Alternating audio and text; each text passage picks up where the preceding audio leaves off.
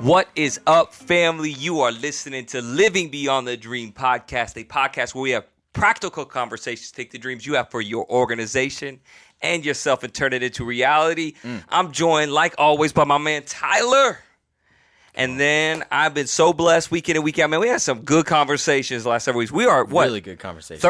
30 weeks deep into this thing. It has been a blessed. We're 38 weeks in. 30. Man, whew. Time is ticking away. Tick, tick. So if you've been blessed, you've been enjoying it, please rate it, please review it, please share it, please subscribe. It really does mean the world to us. We're just trying to reach and help as many people as possible. That's right. So what are we talking about today? We're actually diving into a 2-part series today. All right. We seriesing it up. Super excited about this series. You always are always excited. I brought it back. How about that? So last week, it was a killer episode with your wife on the podcast. We got raw. We got real. Y'all did. But this week, we're diving into a little bit more nuts and bolts. You're going to share what the 4 most critical roles of being a senior pastor or a CEO role looks like. That's right. So just to start it off, what are the 4? Well, there's 4 things I feel like you need to spend about 80% of your time focusing on. It's what I spend 80% of my time focusing on, and that is vision, culture, leadership development, and communication. Boom. Those are 4 things that I feel like 80% of your time needs to be focused on. And if you find yourself not having enough time to spend the majority of time focusing on those 4 areas, it's because you're not empowering enough. Yeah. So you really need to identify what's really consuming the majority of your schedule, and are you focusing on the right things? Because I feel like if any leader of a senior position, whether that's a lead pastor, whether that's a CEO, is really focusing on these 4 things, they're going to create an organization that's healthy, that's going to grow. And it gives us the ability to really tackle issues that are hindering our growth. Yeah. And we're going to kind of break that down a little bit today. So that's where I think vision, culture, leadership development, and communication. Very cool. Today we're going to dive into vision and culture. Okay. But before we do, with those 4, is there any certain way that you would prioritize those, or are they all... No, there's not. And once you kind of hear what we're talking about, you'll see why. Yeah. I mean, maybe we need to start with vision and culture like we are today, but it's important to understand that all 4 of those are things that are constantly running through your mind. Yeah. They're 4 things that need to be always on your plate on where you're growing in and what you're contemplating on, because all 4 of those are important for the growth of your organization. Yeah. And by doing that, you're going to really learn the art of a lot of things, right? I read the book, Schultz, the founder of Ritz-Carlton.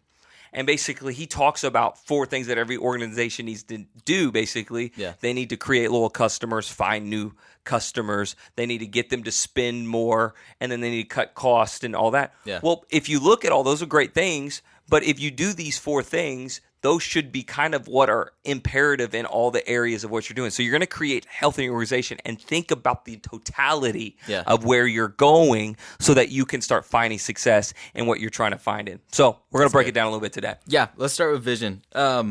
Just really simple question. Why is vision a critical role? You got to know where you're going. Yeah. If you don't know where you're going, then how can you get going anywhere, right? One of the best quotes out there, Zig Ziglar says, if you aim at nothing, you'll hit it every time. Boom. And so if you don't have anything to look at or where you want to head, then you're going to be going nowhere. And that tends to be most leaders. Yeah. We wing it. Every day looks the same, and we kind of just wing it. And the problem with that is if you have nothing to aim for, you're not going to have anything to kind of correct yourself when you're drifting. So you're aimlessly floating. Yeah. It's kind of like if you've ever been in the ocean, right? Mm-hmm. And if you ever turned your back and you're just looking at the vast ocean, sooner or later that current just takes you. Yeah. And then you'll look and your beach setup is all the way down shore and it's a trek. But if you're turned around and you're constantly looking at where your umbrella is and your chair is, you readjust the whole time to make sure you're staying where you need to be. Same thing is what needs to happen inside your organization. You have to have something you're aiming for. Yeah. You got to have a vision of where you want to go so you know you're not going to drift away from that. Yeah. So what are some activities or best practices that you do to constantly be working on the vision? Well, first thing you got to learn the art of working backwards. Mm-hmm. So what I mean is you need to figure out what you want to be in your organization. Yeah. Maybe you're starting a church. So the first thing you need to say is, man, what do I want this church to look like? or you're starting a business. What do I want this business to look like? Yeah. And then what you do is you have the ability to work backwards. Okay, this is what I want to look like, but these are what I'm going to need to accomplish to get to that look, right? I'm going to need this role filled, or I'm going to need that role filled, or I'm going to need that system put in place, or I'm going to need us to have this kind of transitions in service, or I'm going to need this kind of menu for the restaurant, right? You've got something to work backwards. Or if you're an existing organization, you need to ask yourself, where do I want us to be 2 years to 5 years down the road, right? Where do I want us to be from today, 2 years from now? Where do I want us to be? Like, what are those big mile markers I want us to hit? And by doing that, that gives you the ability to work backwards and to be very strategic on taking steps to get there. But if you don't know where you want to go, how can you fix anything to get you to where you need to be? Yeah. It doesn't happen that way. Yeah. And too many times, we're just letting the mundane daily, weekly activities bleed into each other, and then we get a year down the road and we look exactly the same. Yeah. Because we've made no changes. Yeah. The same thing is with you in your personal life, right? Like, if you want changes in your life, you have to have a vision of what you want. Yeah. You've got to have an idea of what you want to be, right? You want to lose weight. You need an idea, hey, I want to be X amount of weights. Well, guess what? Now that you know what you want to be, now you can start looking at, okay, I need to have these calorie limitations to lose X amount of pounds a week so that I can actually achieve this goal in 6 months. Same thing needs to be in your organization. Yeah, that's good. So would you say then that your culture is birthed out of your vision? Well, your culture is a reflection of your vision in the fact that you can't just get there without having health. But the culture is the way everybody feels about where you want to go. Yeah. Does it make sense? It means it like this. Your culture is the experience that everybody gets out of your organization. And if they're not getting something good out of your organization, they're not going with you in your big lofty dreams, right? If they don't feel like you're for them, if they don't feel good about it, if they're not proud about your organization or your church, guess what? They don't care how big of a sermon you preach or how big of a vision cast you drop at the board meeting. They're going to go, dude, I ain't following you anywhere. Yeah. I'm just here because of a paycheck. Yeah. I'm just here till a better opportunity comes by. Yeah. So your culture is creating the health that can actually birth the vision. So you're trying to create the healthy soil for the seed of your vision to grow in. Yeah. And so the way I kind of look at it is, the question you need to ask yourself is, for culture, is how do we feel? How do we feel? Yeah. Are our people healthy? Do our people feel like we're for them? Yeah. Are they growing? And that's kind of the question that needs to keep you up at night. Yeah. Like, the question I have a lot of times running through my mind is, are we doing enough for our people? Are we making sure they feel valued? Are we pouring into them and investing in them? Are they healthy? That's what keeps me up at night. It's what I think about all the time. It's always running through my mind. Are we creating an environment that's life-giving or life-taking? Yeah. And that's an important question every leader needs to wrestle with. And you never really reach it, but you have these moments where you're like, it's working. We need to keep growing in this. Yeah. And those are questions that if you're not asking yourself that and it's not keeping you awake at night, you're in the wrong role. Yeah. Because you're inwardly looking. And an inward-looking person is vision only, but you're going to find one day you've been walking for a long time, and you're going to look around and nobody's following you. Yeah. And you've been walking by yourself. Yeah. And we need people in our corner, and the only way people are going to be in your corner is because they know you're for them. That you don't just want things from them, you want things for them. Yeah. And that's a big difference between life-giving leaders and life-taking dictators. That's really good. And you've got to shift your mentality in that. Yeah. So other than asking yourself that question and kind of keeping that in your mindset in regards to culture, what are some other activities that you do to constantly be focusing on that, on the culture? Well, like I said, are our people healthy? Yeah. So that means, are we investing in our people and meeting them where they're at? Right. So that's several things.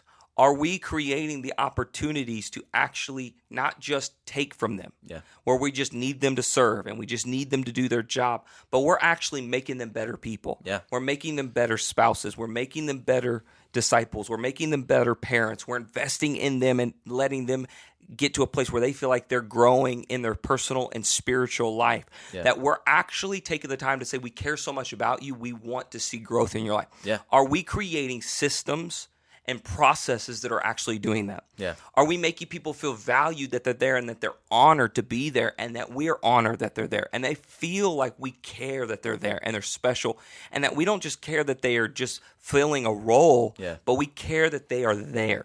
Those are strategic things that you do. Yeah. Because it's easy to let the calendar dictate a schedule and you're just plugging names in and forget that they're people. It's easy to realize Sunday always comes, or guess what? There's always a lunch rush, or guess what? There's a new booking coming into your home, or you got to sell another house, or it's easy to get to this place where we just let the mundane activities forget people exist. Yeah. You've got to get to this place of realizing, thinking, what can we do to get people more plugged in and connected? Yeah. What can we do to continue to invest for them? How can we see progression in their life? Yeah. That's the main goal of every leader, is to see progression. And if they're not seeing progression in people, then you've got to realize there's something on your end that's limiting the progression in their life. Yeah. And what can you do to shift that in the organization? Yeah. So obviously, I mean, the past couple minutes and talking about culture, culture is super important. Like the stress that you've put on that. So when, say, a leader is sitting down thinking about reshaping or restructuring some of their culture items or some actions to affect their culture, how do you even start to roll that out? And what happens if one starts to fall through and is not working right? Kind of walk through that. Well, the problem with too many people is we're scared of failure to the point that we do nothing. A little gun shy, yeah. And inactivity is the worst activity. Here's the thing. If you never push, a car that never drives never gets out of alignment. And so I would rather have to align people that are moving forward and make sure they get back on track than having to push a car that's standing still. Yeah. There's a lot more effort and work goes into it. Yeah. So what we've got to start doing as leaders is understanding we don't always have the exact know-how of whether it will work or not work, but we're trying actively to get better and to create a culture of growth. Yeah. And so we don't always know all the answers, but we do know that doing nothing is not the answer. So what we're going to try to do is create moments where we feel like we're honoring our people. Yeah. And maybe we need to work on that and get better at that, but trying is better than not trying. Yeah. You need to start thinking, okay, what are the needs of the people in my organization? And am I creating an environment that the morale is up and that I'm fulfilling needs, or am I ignoring needs where morale is down and they feel disconnected and they feel like they're not a part of anything? Yeah. There's a big shift in our mentality. By doing that, you're going to start looking at it and going, you know what? There's some people that feel like they have no leadership abilities. Well, what's something simple I could do with people? Yeah. I could read a book with them and we could talk about it and discuss it. I could buy everybody a book that cost me $15 and now we're talking about it. Now I'm doing something and I'm taking time out. Or what about they feel like nobody cares about them? But what if I started making a point where I started texting or calling the people on my team and saying, hey, I heard you had this going on. Or how did this go? Yeah. Or what's going on in this? Can I be praying for you with? That's just a small thing that I'm implementing to create a connection with people. But if you don't think about doing anything, you're not going to do anything. And all of that is doing is creating a feel. Yeah. Now people feel better. Yeah. They feel like they matter. They feel like you're for them. They feel like you care where they're going. They care that you want to be in their corner. Yeah. They understand this. These are all little details that you're thinking about the culture of creating a healthy environment so the vision can grow. Yeah. But it's all about caring about people, Yeah. not just your organization. That's good. So you as the senior pastor of Bloom Church, as a whole, over the entire church, you do a really great job of not getting into the day-to-days with the departments, of not micromanaging. How do you, as the leader of the whole church, the culture ambassador, if you will, how do you keep tabs on a more micro level with departments and the culture there without micromanaging? Well, this is where it's important to have meetings. This is where it's important to follow up and have this connection. I don't need to make all your decisions for you. Yeah. But the proof's in the pudding. Guess what? Numbers don't lie. Yeah. And what does Ben Shapiro say? Facts don't care about your feelings, right? You got to really address the facts. Who's leaving your church? Yeah. Who's not serving anymore? Why are they leaving? Why are they not serving, right? Who's coming into your team? Yeah. How are you creating a pathway where people can grow in your organization or in your department? Do people feel like they can grow and there's an advancement in your department? Yeah. Or do they feel like just serving is all they get to do and there's no advancement of leadership or no advancement to progress in their ability? Here's the problem.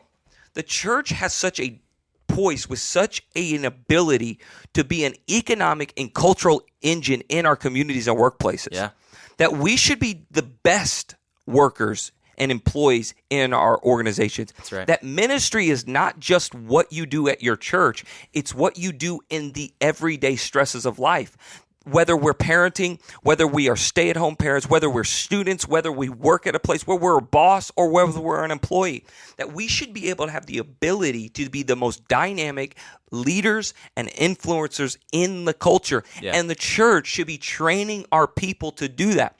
And so what I'm always thinking about is the pastor of the church is, are we creating a culture that is really developing tangible leadership skills that are biblical, parenting skills and spousal skills that are communicational skills that are biblical, that can translate into their 6 days a week outside of the church. Yeah. And so when I'm getting reports and I'm encouraging our staff and I'm telling them, think about it, and I'm giving them things, this is what I want.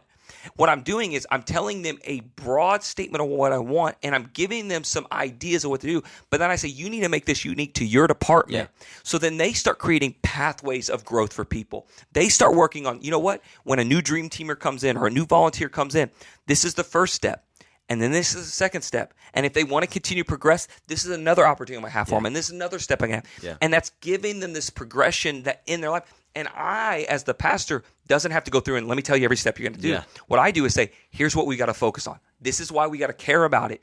And then what I do is I have follow-up. Okay, you got some people leaving. Why are they leaving? Yeah. You got some new people coming in, but are they growing? Are they getting plugged in? And we're having these healthy conversations based on feedback and reports I'm getting from them. Yeah. Not every week, not every day, Yeah. but I do this once a month at least, and then we do 90-day reviews coming in, and this is what happens. I get reports once a month, and then we do 90-day reviews every single time to kind of do a totality, really in-depth kind of discussion of your department. Yeah. And what's happening is we realize we don't have to be everywhere one place. That's right. We get to take 52 small steps a year, and we get 52 steps closer to where we're trying to go as the vision. Yeah. But those are 52 healthy cultural steps we're making to get us totality of the vision to see everybody bloom into who they're created to be. Come on. But that's all from always thinking about how does it feel? Yeah. How are people growing? Yeah. Are people? If you're not wrestling with that question, you'll never get to the nuts and bolts of the answers. Yeah. If you just ignore it, you won't. And here's the problem. If pastors or leaders, if you're doing too much, you're not going to leave yourself time to reflect on these things and really care about those things. Yeah. And then what happens is people start drifting. Yeah. And we're going to go a little bit deeper into the leadership development next week. Yeah. Because that's the third thing we're going to talk about. But why I talk about that is because it's all a cultural thing. Do our people feel like there's opportunities for them? Yeah. Because without that, you've lost everybody. So true. All right, guys. Until next week, I hope you feel blessed. If you haven't already subscribed, get on it and subscribe. Ring-a-ding that bell if you're watching on YouTube. Share it, rate it, review it. And until next week, we pray God's peace.